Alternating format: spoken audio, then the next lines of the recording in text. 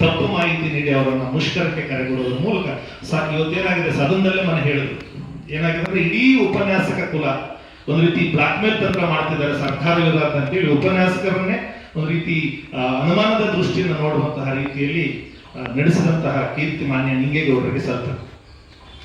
ಇದ್ರ ಜೊತೆಲಿ ದಯಮಾಡಿ ಚುನಾವಣೆ ಮಾಡಿ ಅಂತ ಕೇಳ್ಕೊಂಡು ಅದಕ್ಕೆ ಮಾನ್ಯ ನಿಂಗೇಗೌಡರು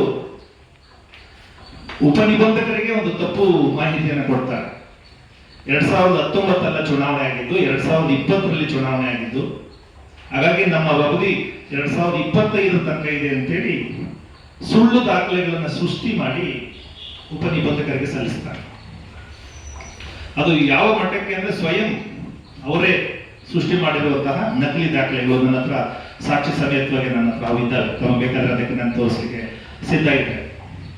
ಸಾಮಾನ್ಯವಾಗಿ ಈಗ ಏನು ಸಂಘ ಸಂಸ್ಥೆಗಳ ಕಾಯ್ದೆ 1960 ಪ್ರಕಾರ ನೋಡಿ, ಇವರ ಕಾರ್ಯ ಅವಧಿ ಮುಗಿದ ಮೇಲೆ 9 ತಿಂಗಳ ನಂತರ ಸರ್ವ ಸದಸ್ಯರ ಸಭೆ ಕರೀತಾರೆ.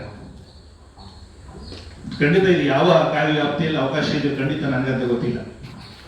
ಇವರ ಅವಧಿ ಮುಗಿದ 9 ತಿಂಗಳ ನಂತರ ರಾಯಚೂರಿನಲ್ಲಿ ಸರ್ವ ಸದಸ್ಯರ ಸಭೆ ಕರೆದು ಬೈಲಾ ತಿದ್ದುಪಡಿಯಂತಹ ಪ್ರಮುಖವಾದಂತಹ ಅಂಶಗಳನ್ನು ಅಲ್ಲಿ ಮಾಡುವಂತ ಅಧಿಕಾರ ಇವರಿಗೆ ಯಾರು ಕೊಟ್ಟರು ಅನ್ನುವಂಥದ್ದೇ ಇವತ್ತು ನಿಜವಾಗಲೂ ನಾವು ಯೋಚನೆ ಮಾಡಬೇಕಂತ ವಿಚಾರ ಸ್ನೇಹಿತರೆ. ಹಾಗಾಗಿ ನಾವೆಲ್ಲರ ನಮ್ದಷ್ಟೇ ಮೊದಲೇ ನಾನು ಸ್ಪಷ್ಟಪಡಿಸ್ತೇನೆ, ಈ ಪತ್ರಿಕಾಗೋಷ್ಠಿ ಉಪನ್ಯಾಸಕರ ಸಂಘದ ವಿರುದ್ಧ ಖಂಡಿತ ಅಲ್ಲ. ಆದ್ರೆ ಉಪನ್ಯಾಸಕರ ಸಂಘದ ಹೆಸರಿನಲ್ಲಿ ನಿಯಮಬಾಹಿರವಾಗಿ ಹಂಗಾಮಿಯಾಗಿ ಮುಂದುವರಿತಕ್ಕಂತಹ ನಿಂಗೇಗೌಡರ ವಿರುದ್ಧವೇ ಹೊರತು ಉಪನ್ಯಾಸಕರ ಸಂಘದ ವಿರುದ್ಧ ಅಲ್ಲ ಅನ್ನೋದನ್ನ ನಾನು ಮತ್ತೊಮ್ಮೆ ತಮಗೆ ಸ್ಪಷ್ಟಪಡಿಸಲಿಕ್ಕೆ ಇಷ್ಟಪಡ್ತೇನೆ. ನೀವು ನಿಂಗೇಗೌಡರು ನಿಯೋಜನೆ ಮೇಲೆ ಬಸವನಗುಡಿ ಅಲ್ಲಿ ಕಾಲೇಜ್ ಇದೆ, ನಿಯೋಜನೆ ಮೇಲೆ ಬರೋದು ಬೇಕಾದಷ್ಟು ಇಲಾಖೆಗಳಲ್ಲಿ ಹೇಳ್ತಿಲ್ಲ ಸರ್. ನಾನು ಉಚಿತ ಸಂಬಳ ಅಂತ ಹೇಳ್ತಾ ಇದ್ದೇನೆ. ಎಸ್ ಸರ್, ಈ ಕೆಲಸನೇ ಮಾಡದೆ ಸಂಬಳ ತಗೊಳ್ಳುವಂಥದ್ದು ಉಚಿತ ಅಂತ ಏನ್ ಮಾಡಕ್ಕಾಗಲ್ಲ. ಉಪನ್ಯಾಸಕರಿದ್ದಾರೆ ಹೌದು ಸರ್. ಜೊತೆಗೆ ಅದೇ ರಾಮನಗರ ಕಾಲೇಜಲ್ಲಿ ಇವತ್ತು ತಿಳ್ಕೊಳ್ಳಿ, ಇಬ್ಬರು ಉಪನ್ಯಾಸಕರು ಕೆಲಸ ಮಾಡ್ತಿದ್ದಾರೆ. ಗ್ರಾಮೀಣ ಭಾಗದ ಬಡ ಮಕ್ಕಳು ಓದುವಂತ ಕಾಲೇಜಲ್ಲಿ ಅದೇ ಪರ್ಯಾಯ ಇಲ್ಲ. ಅಲ್ಲಿ ಸಂಬಳ ತಗೊಳ್ತಿರ್ಬೇಕಾದ್ರೆ ಅಲ್ಲಿ ಕೆಲಸ ಮಾಡೋದಿತ್ತು ನೋಡಿ. ಮೂಲ ಕಾಲೇಜಿನ ವಿದ್ಯಾರ್ಥಿಗಳಿಗೂ ದ್ರೋಹ ಆಗ್ತಾ ಇದೆ. ಇಲ್ಲ ನೋಡಿ, ಇಡೀ ಕಾಲೇಜಿಗೆ ಇಬ್ಬರು ಉಪನ್ಯಾಸಕರು ಇರುವಂತದ್ದು. ಇವತ್ತು ಒಬ್ಬರೇ ಇದ್ರು ಎಲ್ಲ ಸಬ್ಜೆಕ್ಟ್. ಇತ್ತೀಚೆಗೆ ಒಬ್ಬರು BEd ಇಂದ ಮುಗಿಸಿ ಕಾಮರ್ಸ್ ಓದಿದ್ದಾರೆ ನೋಡಿ. ಗ್ರಾಮೀಣ ಭಾಗದ ವಿದ್ಯಾರ್ಥಿಗಳಿಗೂ ದ್ರೋಹ ಆಗ್ತಾ ಇದೆ. ಇಲ್ಲಿ ಕಾರ್ಯಭಾರವಿಲ್ಲದ ಕಾಲೇಜಿನಲ್ಲಿ ಸುಮ್ಮನೆ ಸಂಬಳ ತಗೊಳ್ತಾ ಇದ್ದಾರೆ. ಇದು ಎಸ್ ಸರ್.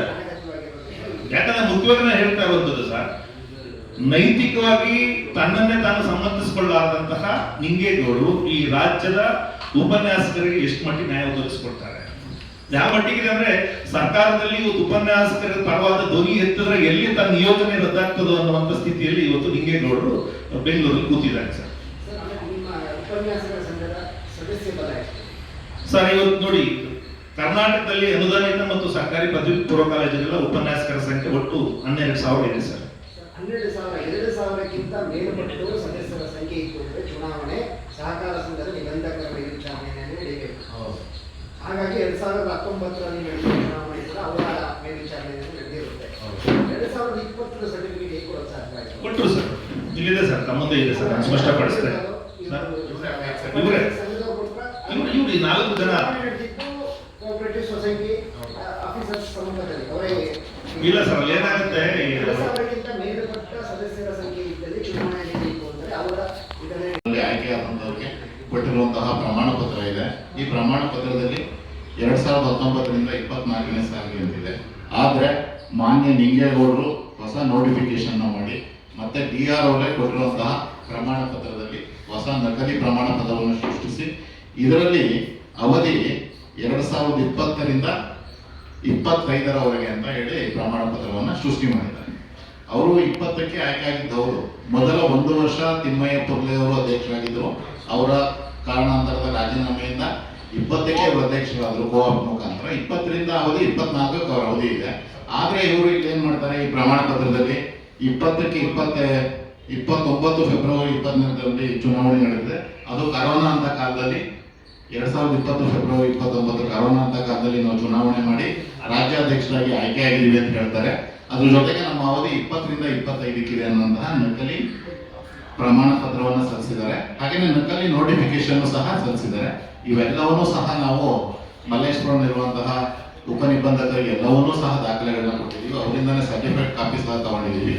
ಆದರೂ ಸಹ ನಮ್ಮ ಪ್ರಭಾವವನ್ನು ಬಳಸಿ ಅವರು ನವೆಂಬರ್ 2024ರಲ್ಲಿ ರಾಯಚೂರಿನಲ್ಲಿ ಏನೋ ಜನರಲ್ ಬಾಡಿಯನ್ನು ಮಾಡಿ ಬೈಲಾ ತಿದ್ದುಪಡಿಯಂತಹ ನಿಯಮವನ್ನು ಮಾಡಿ ಮುಂಚೆ ಬೈಲಾ ತಿದ್ದುಪಡಿ ಹೇಗಿತ್ತು, ಬೈಲಾ ಹೇಗಿತ್ತು ಅಂದ್ರೆ ತಾಲೂಕು ಸಂಘದ ಚುನಾವಣೆ, ಆನಂತರ ರಾಜ್ಯ ಸಂಘದ ಜಿಲ್ಲಾ ಸಂಘದ ಚುನಾವಣೆ, ಜಿಲ್ಲಾ ಸಂಘದವರಿಂದ ರಾಜ್ಯದ ಪದಾಧಿಕಾರಿಗಳ ಆಯ್ಕೆ ಇತ್ತು.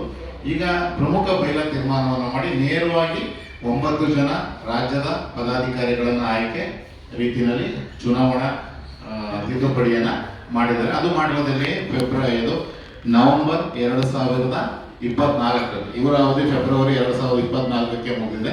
ಇದೇ ವಿಷಯವಾಗಿ ನಮ್ಮ ಈಗಿನ ಗೌರವಾಧ್ಯಕ್ಷರು, ಹಂಗಾಮಿ ಗೌರವಾಧ್ಯಕ್ಷರಾದಂತಹ ತಿಮ್ಮಯ್ಯ ಪುರ್ಲೆ ಅವರು ಸಹ ಮೊನ್ನೆ ಕಲಬುರಗಿನಲ್ಲಿ ಒಂದು ಸಭೆಯಲ್ಲಿ ಹೇಳಿದ್ದಾರೆ. ಹೌದು, ಶಾಸಕರ ಭವನದಲ್ಲಿ ನಡೆದಿರುವಂತಹ ಕಾರ್ಯಕ್ರಮ